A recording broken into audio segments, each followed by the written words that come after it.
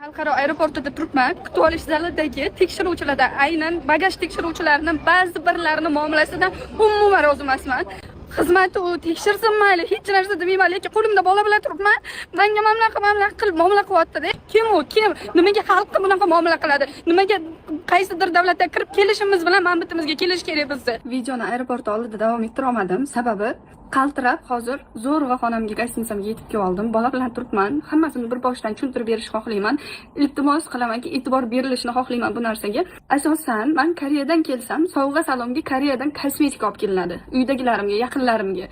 Men ikkita bagaj bilan keldim. Biznes klassda 32 kilolikdan ikkita bagajga ruxsat bor edi. Bitta bagajim 32 kilo, bitta bagajim 25 kilo. Hech qanaqa qizil lenta bilan chiqqani yo'q, lekin meni aybim menimcha, bu meni shaxsiy fikrim, borib o'sha tekshiruvchilardan men imeykani qayerda qildiriladi deb so'ragandim. Sraz menga bagajingizni olib bu yoqqa o'tingdan muomalasi mana shunaqadan boshlandi. Imенно bitta inson, men hammani gapirmayapman. Ismini bilmayman, o'zini tanimayman, bitta inson shunaqa xunuk muomala qildi. Qo'limda bola bilanman. Menga shunisi ko'proq alam qildi.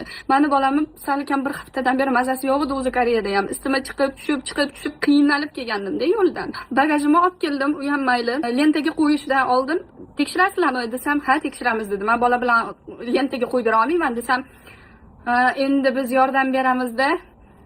Nimaga bunaqa muomala? Mayli bagajimni tekshirdi, ichida kosmetika bor. Men o'zim aytib turibman. Ichida kiyim-kechak, o'zimning shaxsiy narsalarim va sovg'a salomlar, ya'ni kosmetika bor deb o'zim aytib turibman. Kosmetikani bir sotish uchun yo boshqa narsaga olib kelganim yo'q. Sotgan taqdirimda ham men обычный o'sha Koreyadan turib jo'natishim mumkin. Menga zarur emas bola bilan kosmetika olib kelib sotish. Menga shtrafi bor, mumkin emas dedilar. Olib qoling dedim. Men hech qanaqa to'lov qilmayman, olib qoling dedim. Eng ustida kofe bor, bitta pachkali kofe. O'shani bitta korobkadagini ochib, o'zimga olib kelganman ichish uchun Koreyadan. So'raganlarda bitta korobkani ochib savordim desam, bu bitta korobka emas. Menga ishimni o'rgatmang. Fuqaroga chiroyli muomala qilmaydi. Men sizga yolg'on gapirmayapman. Xohlasangiz hozir internetdan o'sha korobkasini topamiz, shtuga qancha bo'lishini topamiz, sanab hisob-kitob qilamiz desam, hisob-kitob qilsak, xullas menga tipa men qarzdor bo'lib chiqadigandek gapiryaptilar. Aynan bunaqa demadilar, lekin shunaqa muomala qilyaptilar. Hech narsani olib qolmadilar, hech narsaga shtraf yozib bermadilar, lekin qo'limda bola bilan turibman, menga kelib aytayaptilar, asabim buzyapti, aka meni desam, meni vazifam shu. Sizni asabingizni buzsam, psixologiyaga o'qiganmiz biz deydi. Sizni asabingizni buzsam, asabingiz buzilganda hamma haqiqatlarni aytasiz deydi. Men nima O'zbekistonga taqiqlangan shunchalik muhim bir narsa olib keldimmi? Bir narsani qonunni buzib turib, "Yo'q, men qilmadim" deb yolg'on gapiramanmi? Meni asabimni buzib turib haqiqatni bilmoqchi bo'ladi. Muomalasiga ahamiyat beringlar, iltimos, hech kimning haqqi yo'q yo'ldan bola bilan qiynab kelgan onani bunaqa qiynashga.